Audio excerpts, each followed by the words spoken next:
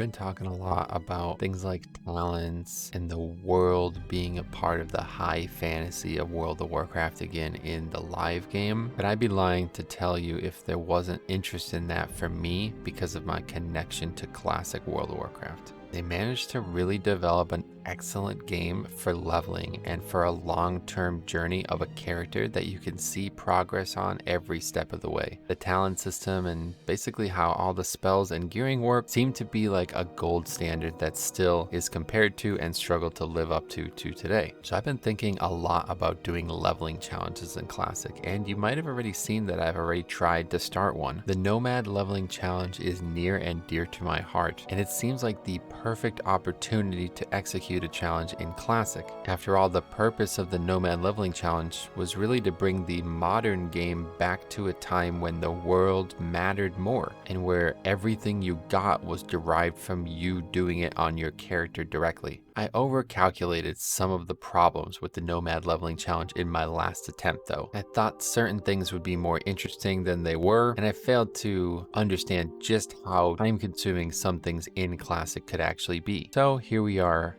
round 2. This one is going to be a lot different. I don't mean to be a tease, but I would really recommend sticking around for the second episode. If you're watching this, the entire series is live. I'll be publishing the first episode and then everything else will be unlisted in a playlist, but I can tell you this is not going to be your standard leveling practice. But for those who are hearing about the Nomad Leveling Challenge for the first time, let me tell you a little bit more about what the goals are. There are 3 main fundamental values for the Nomad Leveling Challenge that make it what it is. Number 1 is a reduction of UI. In the modern game, the UI has become over-the-top aid in almost all ways. It tells you everything you would need to know, such that you could simply turn your brain off and really not need any input from you as the player to actually be able to complete a lot of the tasks that are in front of you. It's also very cumbersome, which of course they are addressing in the next expansion. But in Classic, a lot of that doesn't exist, and the first time I tried to do this playthrough, I didn't recognize that fact. I thought we'd either go one way or the other, and I decided to just let the UI be the UI, and it ultimately became a little convoluted compared to what it should have been. So this time around, I've armed myself with key add-ons and scripts that are going to allow me to have a much more accurate UI, more accurate than previously possible in Classic to the UI I would use for the Nomad Leveling Challenge in Live, which we'll show you shortly. But the second key principle of the Nomad Leveling Challenge is travel and the world in general. Navigating the world in World of Warcraft should be something that is key, paramount to the game. Another thing that they seem to understand in the upcoming World of Warcraft expansion, but something that for the last 10 or so years has been completely removed from the game. In Classic, of course, it's alive and well. Traveling and navigating the world is extremely time-consuming and sometimes cumbersome. So just like the UI department, I came into the Classic Nomad Leveling Challenge with some preconceived notions about what it should be. In the live version of the game, the big thing here is simply no fast travel of any kind. That would include things like portals. Obviously, that means no LFGs, so no dungeon invites that automatically take you to the dungeon. This also includes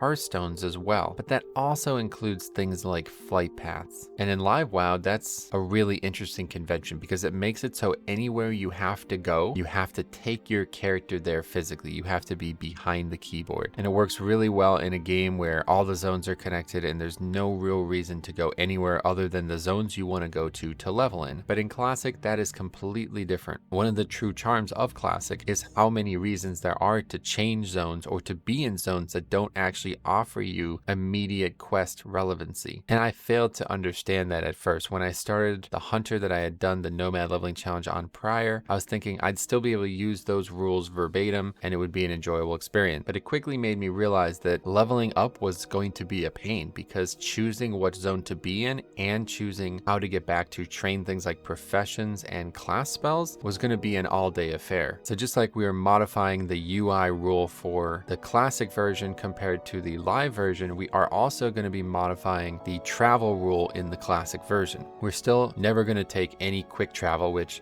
almost doesn't actually exist in Classic, so that one's easy. We're going to delete our Hearthstone and never use it, but I am going to use flight paths. Flight paths in Classic are much different than modern WoW and pretty much any expansion that WoW ever released. Even as early as TBC, the zones are very compact, and flying from one end of the continent to the other does not take very long at all. It just cuts out some of the middlemen and the terrain along the way. But in the Classic zones, traveling from one end of the Barren to the other is an experience. You see the zone and you know where you are and you know what you're doing while you're traveling through it. That feeling has been circumvented by a lot of the ways they've added flight paths in live WoW, and I failed to recognize that that was the ultimate element that was cheapening the experience for me. Without that abundance of flight paths in Classic, it's a lot easier to feel like you can still take flight paths to save you some time or potentially get something out of having to go AFK for a short period of time and still feel like you come back and are exploring the world. And I noticed when I started doing a speed leveling route for Classic that sometimes you take flight paths that are out of the way without realizing it immediately. And that feels like there's some skill involved there. So I think we will lean heavily on the flight path concept. I'm still going to travel as much as I can. Obviously, you need to get the flight paths in Classic, but it does feel like a good concession there because then I'll still be able to go back and train my spells and it won't feel like I'm spending like 30 minutes every episode doing something like that. But the core principle, the third thing and the number one most important part of the Nomad leveling challenge is how you handle gear. In Live WoW's leveling version, there's times where gear is in extreme abundance, and of course things like heirlooms cheapen that even further. You get so much gear at times that you might be upgrading the same piece multiple times in a single zone. So my goals with the Nomad leveling challenge were to make the gearing process matter more. Goals were only to find the gear that you'd wear. Kind of like a scavenger would be finding or creating things to help them survive. That's exactly what we have in the Nomad leveling challenge. The way that proliferates is it means only BOE items are usable. In Live WoW, there's a few other caveats that we include, but in Classic, that will be the hard and fast rule. Only items that are BOE or something I make directly will be used on this character. That effectively means no items from any type of quest reward. It could also mean items from dungeons, but we won't be doing dungeons. Whether or not I'll use professions to make gear, I still haven't decided, but it is an interesting prospect, especially as a druid. We're going to be playing a druid in this playthrough, and I honestly feel like druid is one of the most interesting classes in Classic. It still retains a lot of that flavor in Live WoW, but I feel like it's a shadow of its former self. In Classic, a druid had a very strong mix of a lot of healing spells, plus a lot of damage spells, many of which were damage over time spells, and ultimately a lot of very interesting forms and quests related to those. In this playthrough though, I am going to play as a Night Elf Druid, period. I will not be using any forms. I'll probably use travel form at some point, but I will not be doing combat as a bear or a cat. Typically, Druid is one of the most gear agnostic characters in Classic WoW because the forms don't rely much on gear to bring a lot of power to the character. And cat form in general looks to be more and more overpowered between stealth and that ability. On top of that, being in balance tree with the Owlkin form is also just not very interesting to me. So we're going to hopefully find a way to make the Druid play and feel a way that nobody's ever really seen before from a Druid class, especially in Classic. Kind of a hybrid ranged and melee Druid without forms bagging it down. That probably all sounds ridiculous, but I think it's going to take us actually seeing it to know what it means. And I promise you, as early as the next episode of this, there is going to be some big surprises coming for you guys. So I'd really stay tuned for that. But for now, let's get into the gameplay. So I'm already using a bunch of add-ons to really condense what we have on the screen. And we're about to condense it even further with the Great Script. I have an entire spreadsheet with a bunch of scripts that you could run that will hide individual UI elements. Now, obviously, this shouldn't be needed when the next expansion comes out in the live game, but it's always nice to know. There's a lot of info there that I don't want to belabor on, but for now, we're going to hide a bunch of stuff that I just don't really want to see on my screen, but keep the stuff that I do want to see. Whenever we did this in the past, our goal was always to have enough UI to still play, but not have all the stuff blocking the screen that typically would be there. In Live WoW, the X factor always always was the action bars, because they're actually incredibly crucial to be able to play the game, but they're so cumbersome. They're blocking so much space on the bottom of the screen. And I love seeing like kind of the edges of the game, because you're missing so much periphery if you don't have all that stuff hidden. In Live WoW, I think if I could use a UI setup like this, I would be more inclined to do it for leveling. But I'm very hesitant to introduce add-ons I don't actually need for max level content just for leveling challenges. So I've always kind of had my hands tied. On this version of WoW, sky's the limit. There's nothing stopping me. Never going to be concerned with that. Still might be looking for something to be a little bit more modern with the targeting feature, but for now we simply just move them in a position and use an add-on like Bartender to congregate a ton of the bars over on one side of the room so they're all still there. And that was always another problem with the Live WoW version. I'd be hiding the action bars and then I couldn't actually see my spells, and there is key information, so I always felt like I needed to like implement like weak ores or something. This just works better.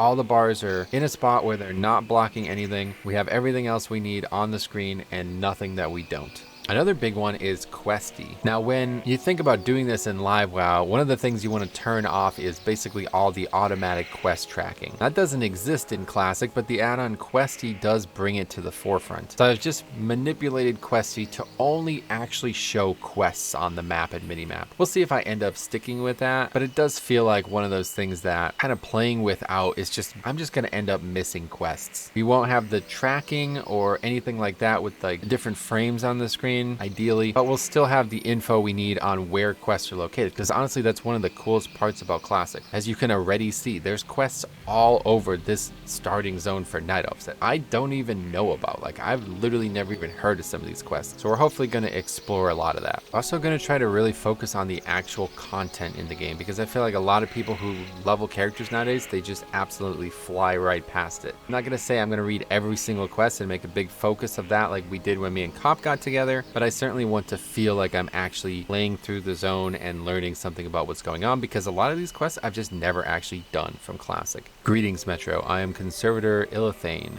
My purpose in Shadowglen is to ensure that the balance of nature is maintained. The spring rains were particularly heavy this year, causing some of the forest beasts to flourish while others suffered. Unfortunately, the night saber and thistle boar populations grew too large. Shadowglen can only produce so much food for the beasts. Journey forth, young druid, and thin the boar and saber population so that nature's harmony will be preserved. So it'll take a while for this playstyle we're hoping to develop to really materialize, but I'd love to see, you know, like some spells being cast and then kind of finishing the mob with melees and other instants, because druids have a lot of spells like that. You know, they actually have multiple instant cast spells like Moonfire and eventually Insect Swarm, some spells that you wouldn't normally take if you were actually focusing on a build at end game, but that can be really interesting. And like I keep saying, this is going to be a very different druid than anybody has probably ever seen played as well. But until we obviously get a few levels, we're just going to be basically playing whatever the starter class in Blizzard's mind ends up being. I feel like there's a lot of magic to leveling in Classic, and even though the leveling challenges in Live WoW have been interesting, and when they actually are focused on being a challenge, they can be very rewarding. But I feel like leveling should just be more about the actual game than the character at times, and that's what Classic does best. There's a few big flaws of Classic and how that's handled though, and I do hope to be able to creatively